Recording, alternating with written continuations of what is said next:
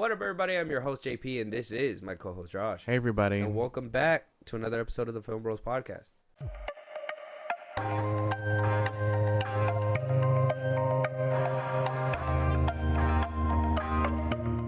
We are back to bring you guys another review. Now, this review is a long time in the making. I know what you guys are thinking.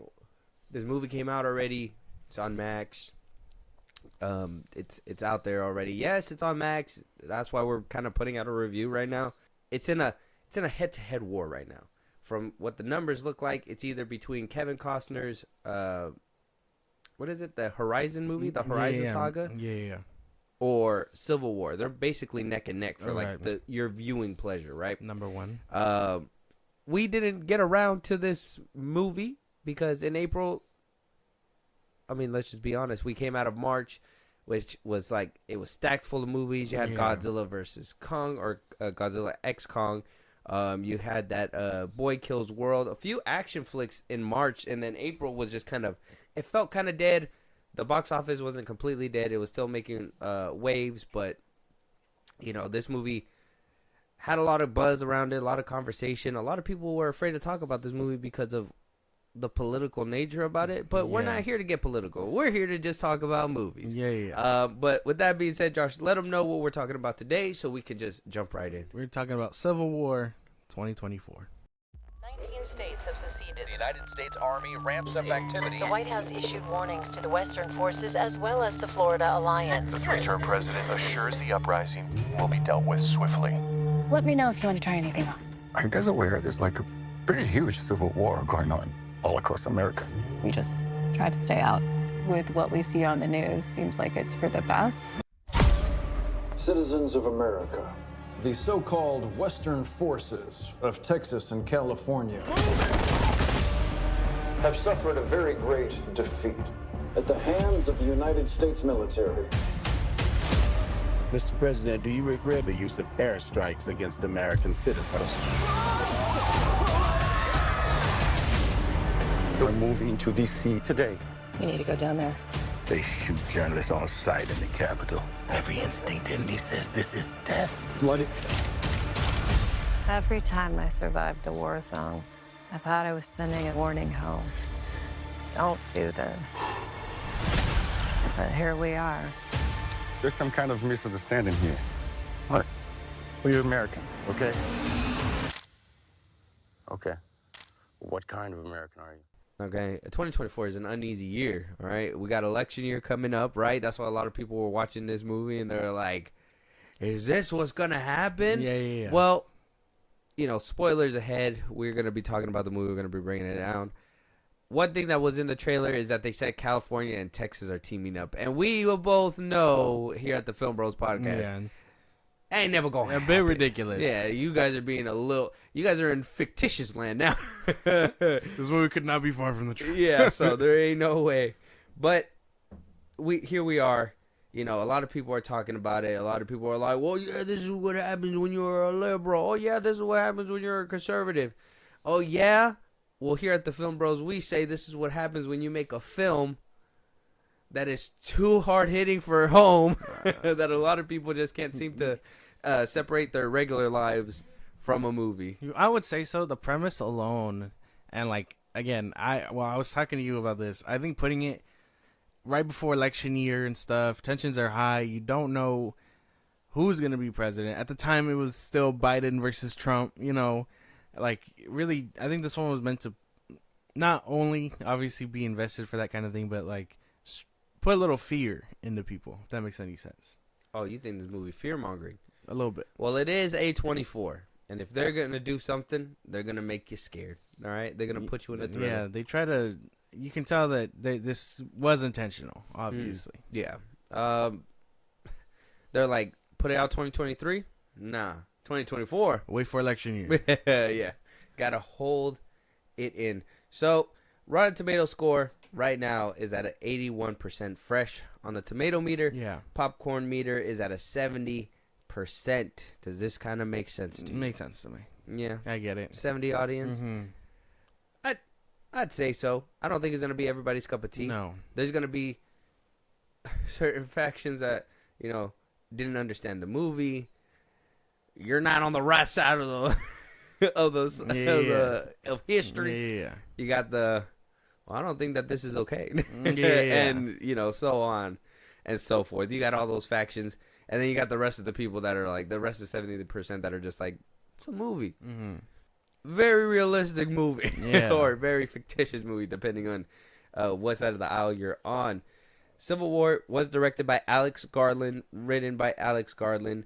Stars Kristen Dunst as Lee, Wagner Moura as Joel, Kaylee Spaney as Jesse, and if you recall her name, well, we talked about her earlier in our Alien Romulus review. She was in Alien Romulus. She was the star, so she's having a pretty decent year. I think she's also in another movie this year, so look out for Kaylee Spaney. She seems like she's up and coming for sure. She plays Jesse. Nick Offerman plays the president.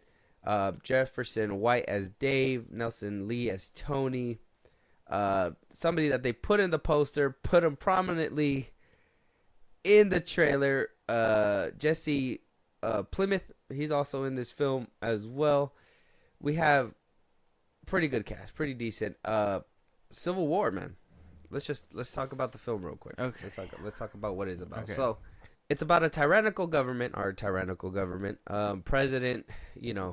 This is why it hits a little close to home. President did away with needing to be elected. He's there after his presidency has ended. He becomes a tyrant. You hear in the movie that he kills his own people. That he's trying to stop government or certain states from becoming their own entities, that they want to be ruled by a federal government. Yeah. Obviously, it is a scary thing because in this world, everybody's already against the government. Mm-hmm. So, that also adds an extra layer of human element. Yes. And then we go on a road trip from New York to Washington, D.C. to either get a quote from the president or watch the world end at Washington, D.C. We are getting this through the eyes of a reporter, right? Reporters. Yeah. That go on a nice dystopia apocalyptic drive, right? Like, in some ways a family, but in other ways just colleagues. They are actively just driving through, watching the world kind of turn to shit. Yeah, crap. Either you go in some places that either bring some thrilling edge or boring places that you see no action, till nighttime warfare, to people just staying out of it in general. Yeah. So, we go down this road and, it's just a stop by pit stop kind of scenario. You drive, you pit stop, something happens, drive, you pit stop, something happens, drive, you pit stop, something happens. That's kind of like what the whole film is basically about. You get that extra layer with the reporters, the crew. Kristen Dunst, her character, has this drive, this will to want to be the best reporter, and that's by moving off feelings and whatnot. Meeting Kaylee Spaney's character Jesse, they hit the road. Kristen Dunst has a certain eye, and we're on this dystopia type travel, family travel, I guess. Yeah, that about sums it up. And then they get to where they're going by the end of the movie, and it's like, what are we doing here? I would say, interesting premise. I think a little bit misleading when you think about it, though, because I don't think it was marketed that way. When you hear Civil War, you actually think you're gonna see a war movie. Yeah, that's what my think was. Yeah. So a little misleading that we were following this group of reporters, but I trying to think about it now, I understand the premise. They were meant to be impartial. I mean, they wear like press vests so they don't get shot at. They're impartial, yeah, and then also kind of put you in the because at the end of this movie, right? Like, if you think about it, it's human nature in a way, right? Is that's what it is? You go from loving your neighbor to doing whatever you can to survive. Fuck talking. Which side are you on? Right, basically. Like, we don't do all that. Just tell me which side you're on, and that's it. And you go through all this, so it's kind of like, by the end of it, it's human nature and what makes you break, and that's kind of what I took from it. Yeah, basically. Towards the end of it, it got a little weird. And then putting us in the view of the press kind of gave you that neutral look at both sides. I Yeah, guess. it was meant to be a neutral look, but I mean, we never really saw the government aspect. We saw a lot of what was going on between the states, and that was the people. the people. Yeah, so Either you're sheep or you're lion. Exactly. That's what you were getting at. my favorite thing was that they were marked, and I mean, some people just didn't care to shoot at press, but I mean, if you're in the middle of gunfire and you're not gonna take a chance on a person, you know. So I thought that was a nice measure that they took, but useless in the end. So I thought it was kind of, I guess we'll go down as we talk about it. I could save that one, but characters, Kristen Dunst, Kaylee Spaney, like I said, they all felt kind of empty. Wagner Moura. They all felt kind of empty. Like I couldn't really feel for these characters outside of what's his name, Sammy. Like we talked about this yesterday a bit, but yeah, like none of them really. I don't know if it was just because the situations they were in and stuff, or like battle hardened. I don't know. It was hard to resonate with these people. Like I couldn't relate to like any of them. That was my thing too. I know Kaylee Spaney's character was supposed to be our eyes, right? Like we're supposed to see everything for the first time through her. Mm-hmm. Like she's the fresh one. She's green. She's the one that's like, who hasn't seen any kind of crazy shit. Not as desensitized or whatever. How do you say it? Desensitized. Desensitized. Yes, that. Yeah. Exactly. Not desensitized like how Kristen Dunst's character is. Lee, Joel, and all them, and Sammy. Sammy still has a heart though, and so yeah, I felt like they were all kind of empty. I think Kaylee Spaney was the only one that kind of was giving you something. But even then, you got annoyed by her character really quick. A little bit. Kristen Dunst's character acted too much of a bitch to care for. Joel just acted like an idiot the whole time. Like he was just going. Like I understand. The whole ass alcoholic. Yeah, like I understand having that shooter that wants to go do stuff or whatever. But you don't put them in any situation where they, where there's any tension, except for that one scene. Yeah. Then but that'll be a thing down the line. Yeah, that's all later. So, yeah, no, outside of them, I couldn't really feel for any of that. And then, I mean, you're in a war, and sure, you could feel bad that the soldiers are that these soldiers are dying and stuff, but you don't sit with them long enough to do that. Mm-hmm. It's all about moving on to the next story. Where's the next picture going to be taken? This, and that. And, I mean, that's cool as a premise, but I still have to care about what they're doing, who they are. Mm-hmm. I don't care that Lee's kind of an asshole. I mean, like you said, Joel, he drank every time he could. He's a fucking alcoholic. I wouldn't trust that at all. If he was on my team, and again, Kaylee Spaney, Jessie, she did get kind of annoying like towards the end, and then I mean everything happens, and I'm just like, really, bro, like if there was anything to take away, she should have been the most pure one, knew when to put the camera down. Yeah. And then Sammy, I felt something when he died because he seemed like he had the most heart, and I was like, well, it's nice to see, but I shouldn't be resonating with someone older, Yeah. That's the weird part. The person we should have been resonating with was Kaylee Spaney's character. Yes. But even then, she did dumb shit that I was like, nah, you're dumb. Yeah, what? You're just going to jump into a dude's car? It's so stupid. That was dumb, and it just, it was, yeah. Keep going. So that was about it. And I mean, you get people like Tony, the president, Nick Offerman, a few other people, but no one you really care for, and they try to make you bond, and there's scenes where they try to like make it seem like, oh, there's some bright side to this war and all that stuff, like it's not grander scheme, it's about the people you're with and all that stuff, and it's a nice sentiment, but all that happens in like a weird montage where you don't hear them really conversate. Yeah. So I mean, it's just hard to resonate with these characters, and I mean, like they're so like surface level, it's kind of boring. Yeah, I could second that. I understand that part.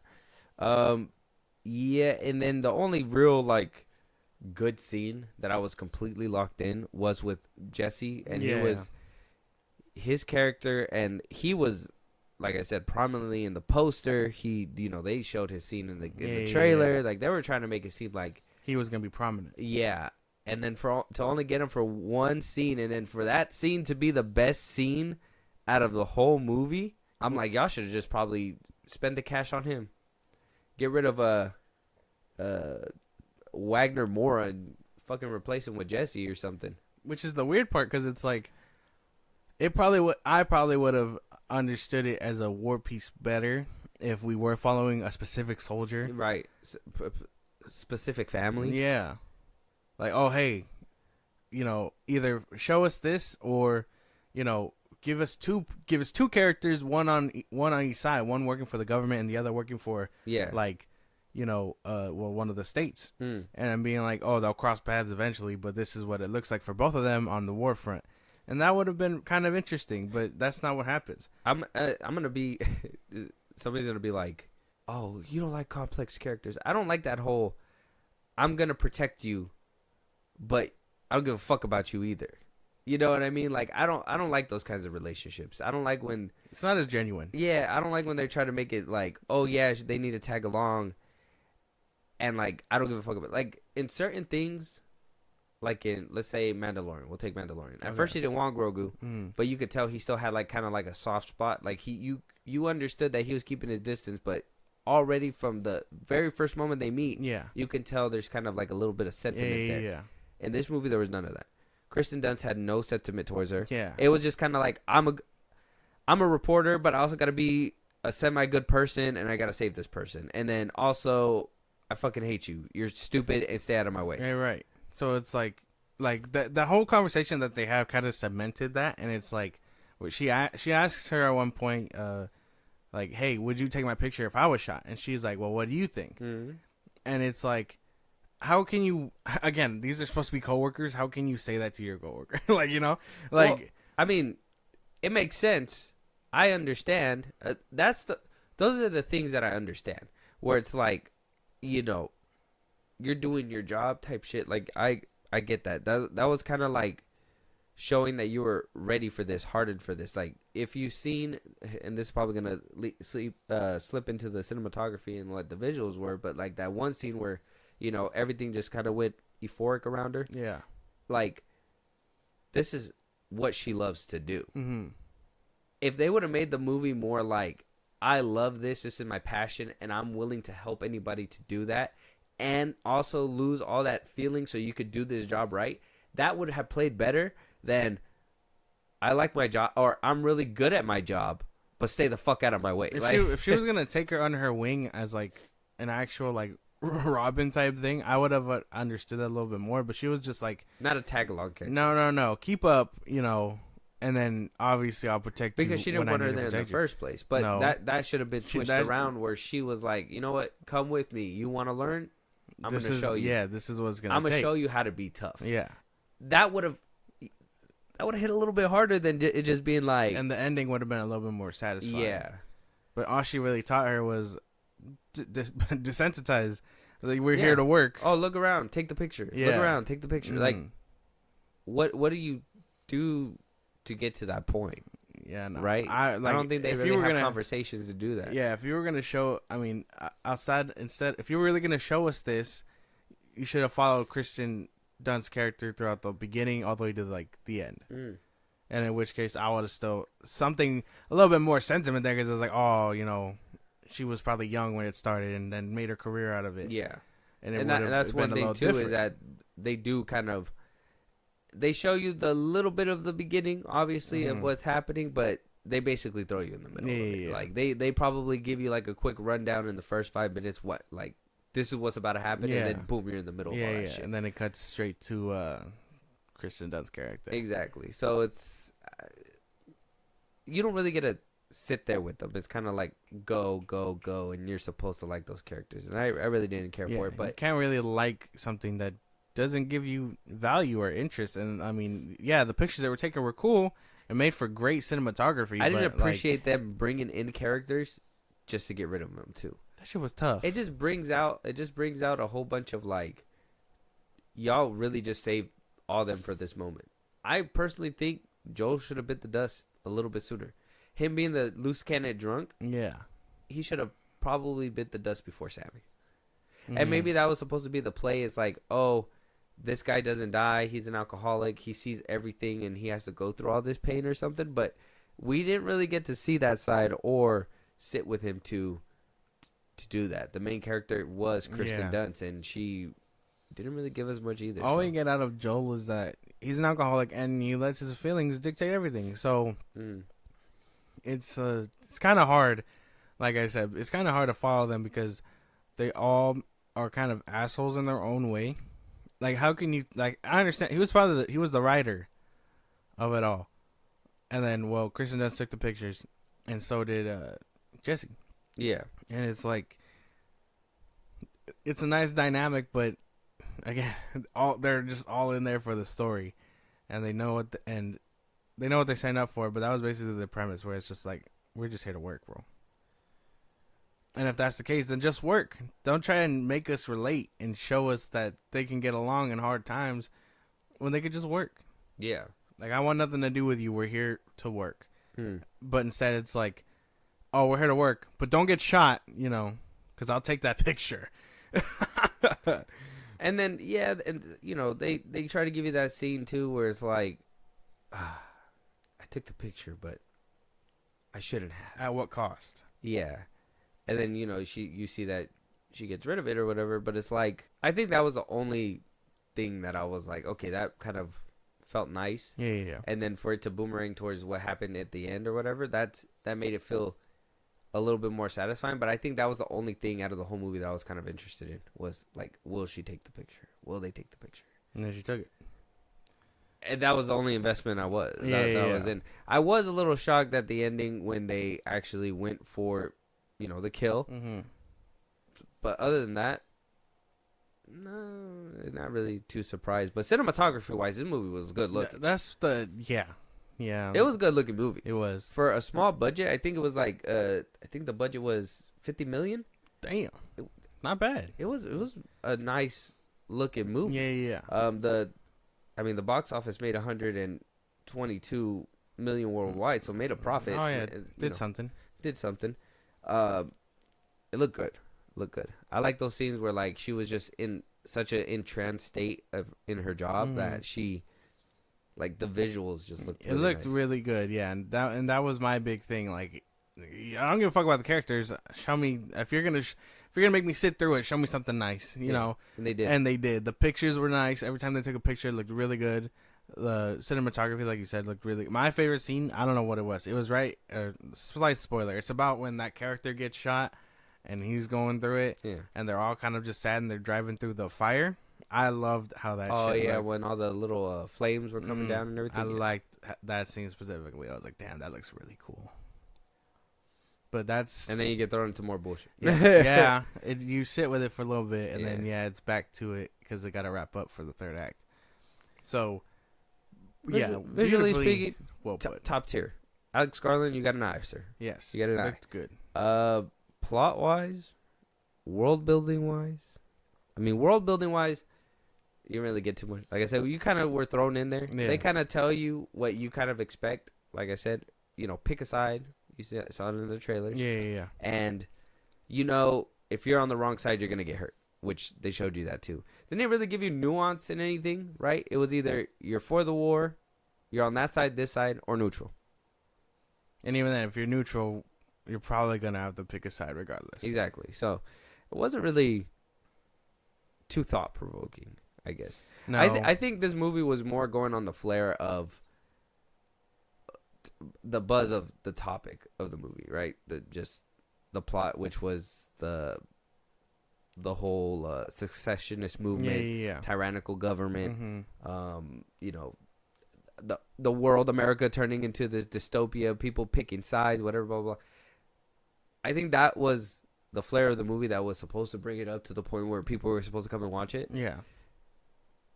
I don't know if they put too much thought into the actual story, though. No. I don't think so. Not with the characters as paper thin as they were. Because even we've had multiple conversations where it's like the characters are simple, but you can tell that it made for complex themes and storytelling, whatever. This was just on the surface like, oh, dude, we're going to try and be thought-provoking, but we're not going to say anything. Mm-hmm. I was thinking to myself, I was like, like, who is the target audience for this one? I think I was trying to tell you were yesterday. trying to tell me. Like, who's the target audience? Like, who is it supposed to be for? Like, the American people? Like, we're supposed to sit there and be like, yeah, this is probably what's gonna happen. Look what's gonna happen. Yeah, the fucking conspiracy theorists. Or was it made for just people in press? Because it's just like, you know, one movie that I look at high regards is Jake Gyllenhaal's Nightcrawler. Yeah. That's like the one where it's like, I'm gonna do whatever it takes for the shot. I'm gonna do whatever it takes for the money. I'm gonna do whatever it takes to get where I want to be. That this movie was more like, I'm gonna do whatever it takes, and then whatever comes down the road, I'm just not gonna give a fuck. I'm just gonna look the other way. I'm just here to do a job. And Yeah, yeah, and it would have made more sense because at least with Nightcrawler, we follow him and they show us what he does and what it takes to make it to where he wants to be.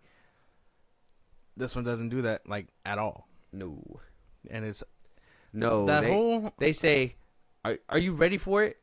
Are you gonna do it when the time comes? Yeah. And then it's just like, that's it. Yeah. Like, did it come? We don't know. But that's kind of how I felt about most of it. I mean, if we're really at the coming to like the download already, I want to talk about that scene. The one scene where it was marketed so heavy, like you were talking about, and it's like the most intense scene we get out of this whole movie. Probably the most emotion we get out of all the characters and all that stuff, because at that point it feels real. You know what I mean? And it felt real in a war aspect movie because it's like, okay, now it's in your face. Because when you sit through like a World War II movie, you know, when you sit through Hacksaw Ridge, when you sit through Saving Private Ryan, whatever, and you're in the middle of like Normandy, it feels real. It's because the thing about this movie, and I think I just figured it out thinking about it. The thing about this movie is that the world doesn't dictate their actions. They dictate their actions. Where like in a war movie or in like, you know, these other apocalyptic films, they go and they have a plan, but then something fucks it up. And it's like they have to switch because, you know, whatever's happening in the story is making them change. Okay. These people, it just feels like we're looking out the window at what it could be. It feels like we're on that ride at Universal, and you know, you get on the King Kong ride, and it's shaking you back and forth, Kongs around you and shit. Like, it's basically you're on that ride and you're looking out the window like, this could be you. Yeah. This could be you, and I'm just like, I don't want to look at this. Godzilla X Kong is right across the street. I'm going over there probably. Yeah. Okay. And probably not. I don't like that movie either. Well, but I know what you're saying. Yeah, I get what you're saying. Like, why would I sit for something that probably is made for conspiracy theorists when I could just go watch a war movie? You know, I get this a lot from coworkers already, bro. I already hear about this dystopian nonsense. Right? No, it doesn't make any sense. Oh, you're gonna pick a side? Like, bro, you're 40. Like, like if you were gonna be in the military, you should have done it already. Can't trust shit. You can't trust nobody. Is like. Yeah, I guess. It just takes a big like fuck you. Like some people just shouldn't have phones, you know. Yeah. But yeah, about that scene, it's the only hard hitting scene. That's the only scene. It's with Jesse. What was his name? Jesse something. Plymouth. Yeah. If you guys don't know him, he's from Logan. He's the bad guy in Logan, the one who is set to go after X-23, right?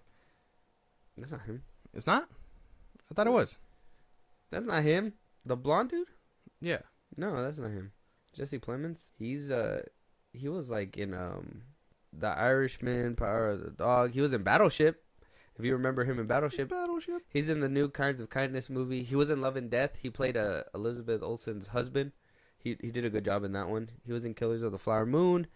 If you want to go down to the very bottom of his life, I mean, he started his career like on Like Mike. He was on Spy Kids when he was younger. What the fuck? I don't know why. Weird. Yeah, no. That's wrong guy. All right then. Well, I guess I can take that. But yeah, best part of the movie by far, regardless. Makes sense to me. And I did hear that. I guess this was on the fly because the dude they had before dropped out, so they called him and he was like the best.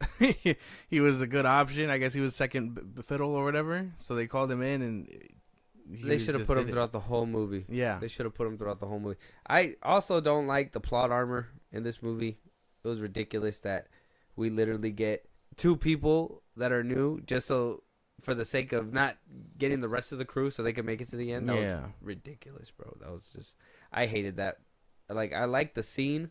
He did a great job with the scene. I'm not saying that he didn't. It's just, I just don't like the whole scene was great. It's just that part. If you think about the plot armor, that's a little bit, yeah. Because I mean, even then, dude, at the end of it, dude comes in, rams them both. They don't get back up, and then they just drive off. They drive off, and then what's his name gets shot. But I'm not gonna spoil all that. But the one good scene kind of gets ruined abruptly, and it's like the stakes were real for a second. I mean, they let you sit with it for a second. That's when you get the little flame stuff or whatever, blah blah blah. But then then you just get thrown back into it. That's what I'm saying. Like, you get a beautiful moment, you get a cool little chill moment, and you're just like, okay, I'm vibing a little bit here.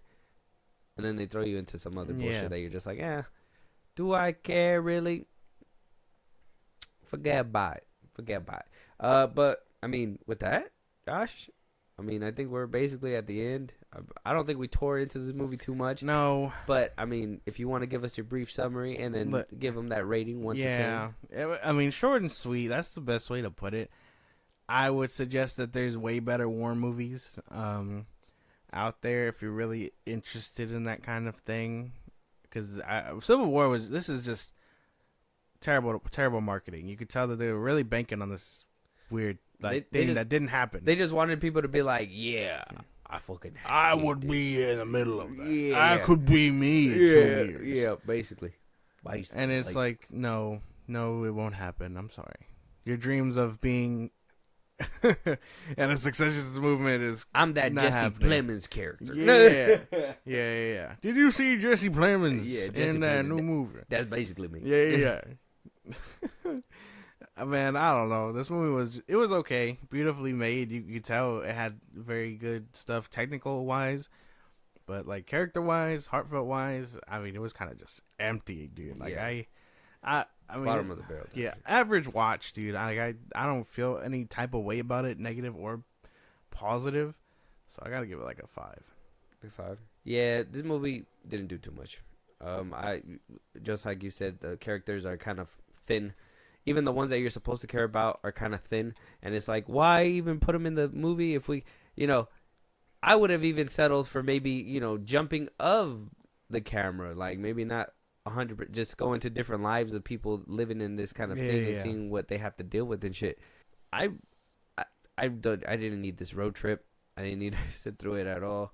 I mean, if you want to live in with a tinfoil hat or something and be like, yeah, this is gonna happen, I mean, go ahead. But for the most part, the film is beautifully shot. I wouldn't say the writing was bad. It was just, it didn't help the characters grow. I don't think any of these characters grow except for Kaylee Spaney's character, but she only grows in the regard of not necessarily as a person or a human, but just for the sake of getting the shot. Doing her job. And so, I mean, if this is the, I don't know who the target audience was. If this is your cup of tea, I suggest you check it out and let us know what you guys think about it. But for me, I give it like a 5. Yeah, I gotta say a 5. Yeah. It's a movie. It's not a bad movie. It's just an average movie. Yeah, I don't think it's terrible. I don't think it does anything that is like, this is just god awful. There's nothing really bad, but it doesn't do about anything it. spectacular. Exactly, yeah. I'm telling you, it just feels like a ride that you just sit on. It tries to be thought provoking in the most boring way. Basic way. Boring basic way. Like, oh yeah, your government is tyrannical. How fucking original. Like we didn't just live through that shit a couple years ago, bro. Is this all an allegory for Trump? Like, what are we doing? And if that's the case, I mean, people get political all the time. You see it with The Boys. You see it with like South Park, all this stuff. Like, you see it with certain stuff, a little less heavy-handed, light brushstrokes. Yeah. Not fucking, I'm painting this picture. Yeah. I'm painting this picture. No, like, just paint it for us lightly, and then make the characters worth something. You know what I mean? Because by the end of it, you get that. Like I said, by the end of it, you get the resolution, but you didn't even see what that dude did. You only heard what he did. Yeah. So like, how do I even give a fuck that he, that you guys did what you did, right? And yeah, Like, what justifies you over him other than I don't want to be a part of this? exactly. I don't know. But we don't really get all that. Yeah. We don't get all that. And at this point with this film, though, I was super excited about it. I was waiting for it to come out on streaming and stuff like that because in movie theater we were just back to back with different other stuff. But I would have felt robbed. yeah, walking out of this one for sure. Yeah. Okay. I think when the 'Cause trailer came out, I felt robbed with A New Empire. mhm. I don't even know which one I would rather go watch. Probably New Empire. No, Only because New you Empire has like get punching. kaiju fights, man. Like that's pretty cool. But that shit is fucking empty too. Well, yeah, but at least you're getting cool action out of it. This didn't really have all Not that. really. Nothing innovative in that one. Nah, I like the. I say monkey. if we're No, really- now I kick monkey off cliff. No, I like the fight underwater with Godzilla and Oh, when he takes the power, yeah, that Yeah. was pretty. Visually speaking, Yeah. cool, yeah. so it's cooler scenes in there. Yeah, at least you get a fucking Godzilla. Where's Godzilla in your movie, Civil War? Where is it? Oh my gosh. Which It's side is friggin- that Godzilla on? Tell me. Godzilla's like, I'm from Texas. Yeah, Godzilla in a cowboy hat. But check out the movie. It's on Max right now. Civil War. Like I said, is going head to head with Horizon, the American Saga by Kevin Costner. Yeah. Check out both movies. Let us know what you guys think. I'm gonna check out that Kevin Costner film pretty soon. Civil War. Did you watch it in theaters? Did you feel robbed? Or were you waiting? Were you waiting for this review specifically? Were you guys like until the film bros say their opinion because we're more in alignment? I'm gonna give it a shot. If you did, shout out to you. Love you guys. Josh, let them know where they can talk to us. Give us another movie to review, a topic that they want us to talk about in a different episode. If they want to hear their voice on one of these episodes as well, go ahead. Twitter, TikTok, Instagram at FilmBros Podcast. We post no episodes up. You can hit us up there for any news or movies you want us to cover. Buzzsprout, link in the social I just gave you. It's like a Patreon. You subscribe to help the show grow. We really appreciate it. Listen to us anywhere you get your podcast at FilmBros Podcast. Be a part of the conversation. Twitch at FilmBros Podcast. And when it's all said and done, subscribe to our YouTube at FilmBros Podcast. Quick announcement before we completely end it. We've been given the PSA since our last episode. We're probably going to do it for a couple more episodes. But bad news, sad news, but also good news. We might be going to lesser episodes. 2 episodes out of the week instead of 3. We're going to probably be starting that probably around our Halloween fest, only because time and making videos, and we want to focus a little bit more on the YouTube side, making heavier videos, actually, upping our equipment and stuff, and hopefully one of these days start upping our videos again.